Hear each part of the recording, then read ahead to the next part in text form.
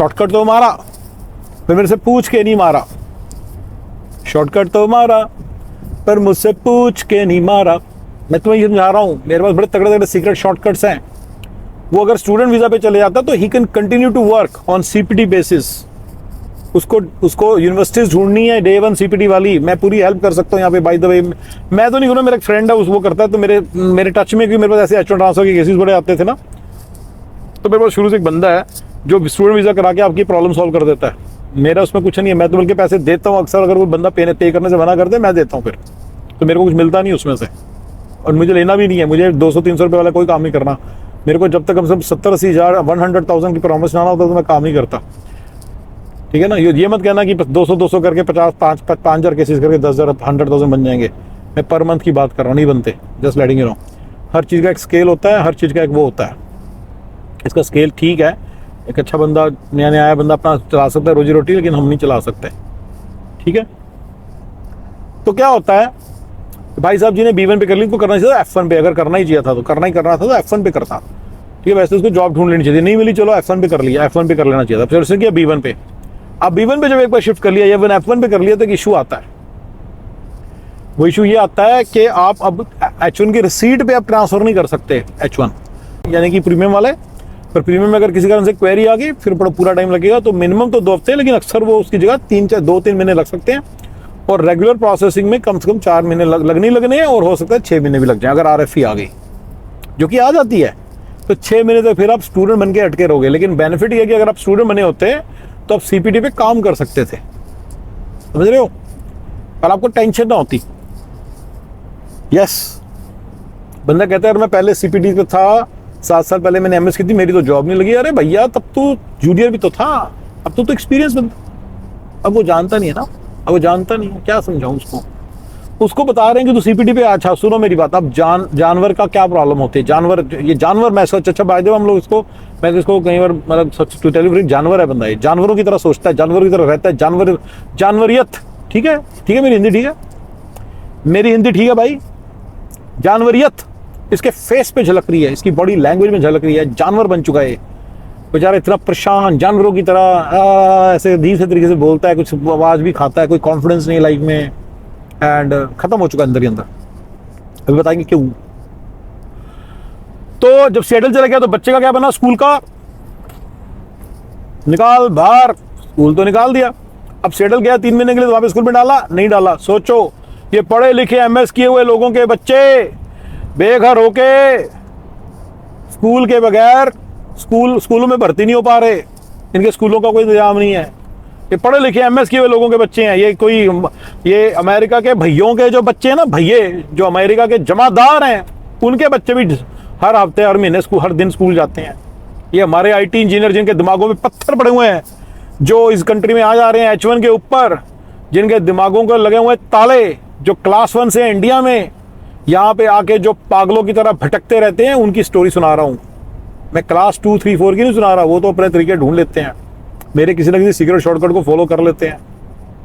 ये भाई साहब जी के बच्चे के स्कूल का कोई ठिकाना नहीं है। तो problem number 2 is no school for the baby, no school for the baby, ठीक है ना, for the baby. Got it. पहला तो वीजा ही है ना। तीसरा, घर का, न घर है न ठिकाना, हो।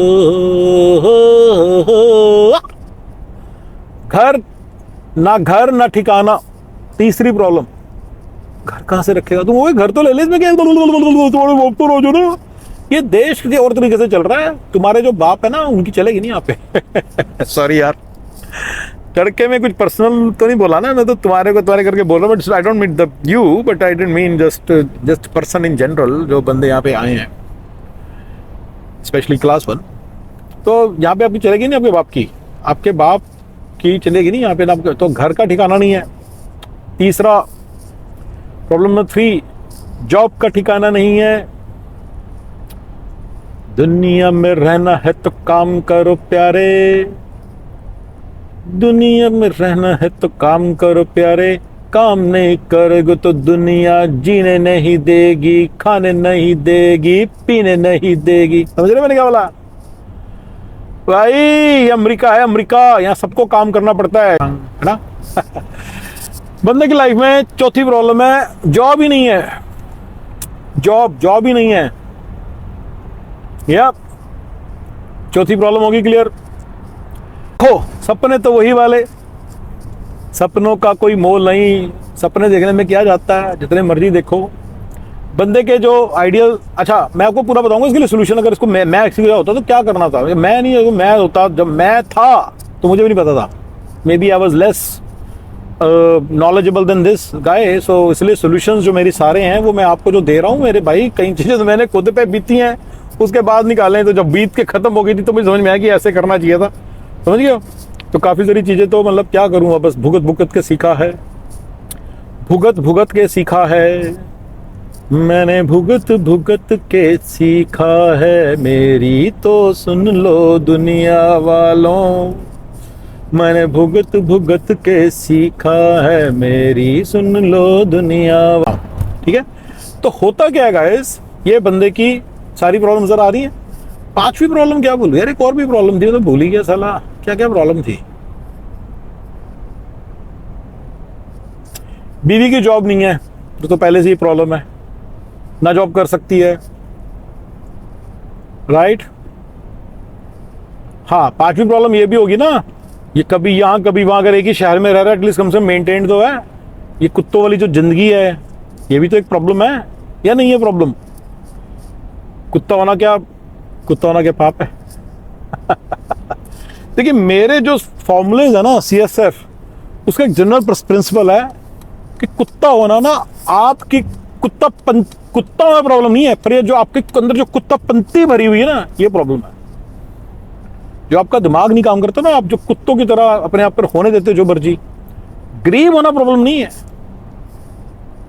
गरीब होना प्रॉब्लम नहीं है, प्रॉब्लम गरीब में आदमी में नहीं है, पर ये जो गरीब मेंटेलिटी है ना आपकी, ये बहुत बड़ी प्रॉब्लम है।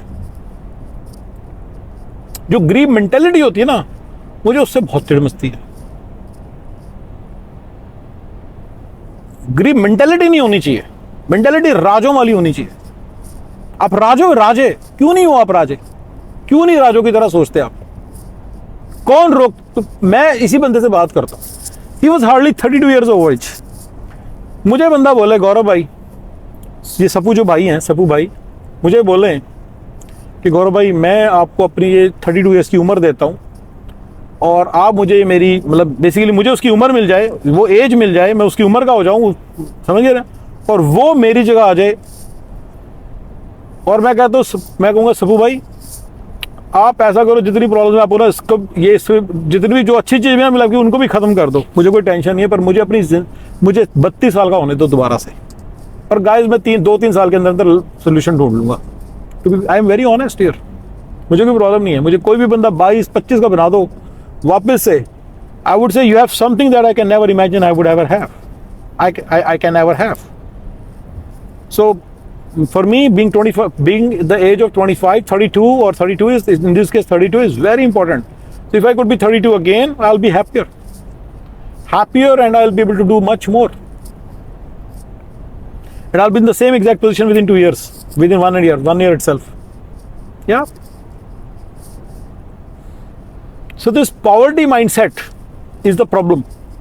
जो बंदा अपनी प्रॉब्लम्स को ढूंढ के उनके सोल्यूशन नहीं ढूंढ रहा ना, this fatalist attitude ऊपर वाला करेगा, ऊपर वाले की दी हुई प्रॉब्लम्स हैं। इम्तिहान की घड़ी है ये, इम्तिहान की घड़ी है, इम्तिहान ही गलत, तेरे चुतियापे की घड़ी है बैंड के साला। तू हमेशा कभी किस्मत पे, कभी भगवान पे, कभी बखत पे साला तू करता है, अपने ऊपर कब ब्लेम करेगा कि तेरी प्रॉब्लम है बैंड के, ये तेरी प्रॉब्लम है। तेरी प्रॉब्लम तुझे कब दिखेगी, तेरी प्रॉब्लम तुझे कब दिखेगी गांडू, तेरी प्रॉब्लम तुझे कब दिखेगी गांडू साले, तुझे तेरी प्रॉब्लम कब दिखेगी, तू अपनी मानसिकता को कब चेंज करेगा। बुरा जो देखन तू गया, बुरा ना दिखया कोई, जो दग देखा आपने, भैन जो तेरे से ज्यादा बड़ा चूतिया कोई ना होए भैन की। वैसे बुरा में चलो मैं कहता हूं, बुरा ना देखन मैं गया, बुरा ना मिले कोई, जो दग देखा आपनो, मुझसे बुरा ना कोई, लेकिन चूतिया जो देखन मैं गया, चूतिया ना दिखा, चूतिए दिखे बहुत सारे, बट